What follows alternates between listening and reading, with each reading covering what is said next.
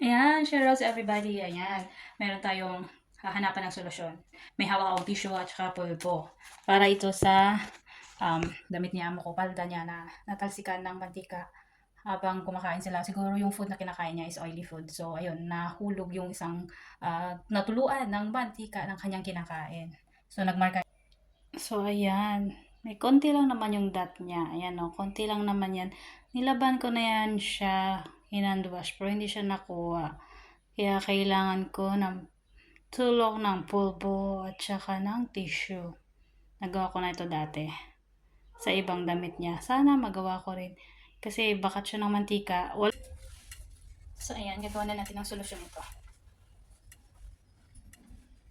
So, sa area na merong bakat, lagyan ko lang siya ng pulbo. Kasi or cornstarch ang kailangan wala eh. Para mag-absorb ang ating oil. Tapos, lalagay ko ang tissue. Kasi ang tissue yung mag-absorb. Yan. So, ganyan. And then, mag-start na tayo mag-plancha.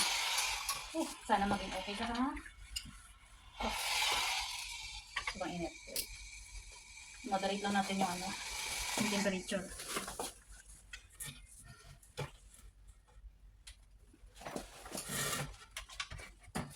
So, ayan.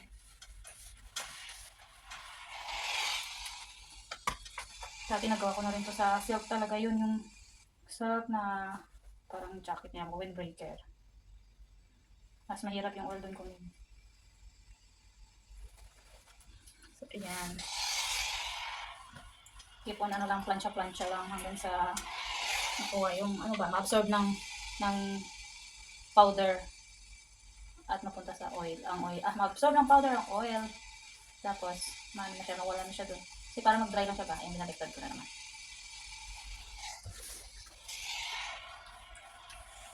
Yung beses ko na ito nagawa, tested and proven ito. Pero minsan nakadepende sa sa tela, kung madali lang siya makuha or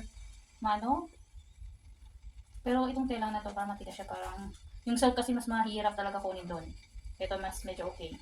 Kasi meron akong tela na may para maano natin yung pulbo. Yan. Medyo na-erase na siya. Ganyan ako ng tela, yan. Na-erase na siya. Sorry. Kasi yung yung oil kasi, pangit siya tingnan sa damit tapos nangangamoy. So, kahit kunting stain lang yan, talaga niya mo. Kasi ginechera siya yung mga damit na sinusuot niya. So, pag may oil yan, minamarkahan niya na, sinasabi niya na talaga sa akin pagdating niya mula sa labas.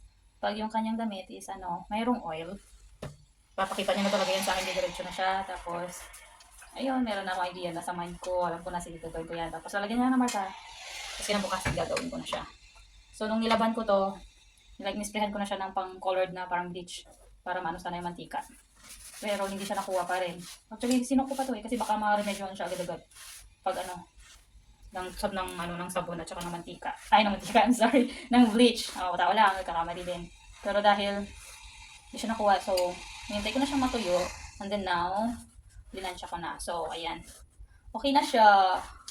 Okay na siya. Yehey! My task is done. Wala na siya. Okay na siya. Konti lang naman na mantika. Kaso pag nasa front kasi, naka-highlight talaga, nakikita yung tipong nag-ano ka doon. Nakasuot ka ng ganun tapos nandiyan yung mantika naka-highlight kasi. Kaya kailangan siyang makuha. So ayan. So dalawa lang yung katulong ko para makuha yung mantika sa damit, sa palda, rather na amo ko. Which is yung pulbo or cornstarch or flour. Pero sa akin para mabango, pulbo yung ginamit ko. Pulbo na ginagamit ko sa mukha, ginamit ko rin dito para makuha yung oil sa palda ng amo ko. So now it's okay na. Continue ko na lang itong i-plancha sa buong buong palda. Wala na. Wala na dito, wala na. So ayun. Try nyo rin pag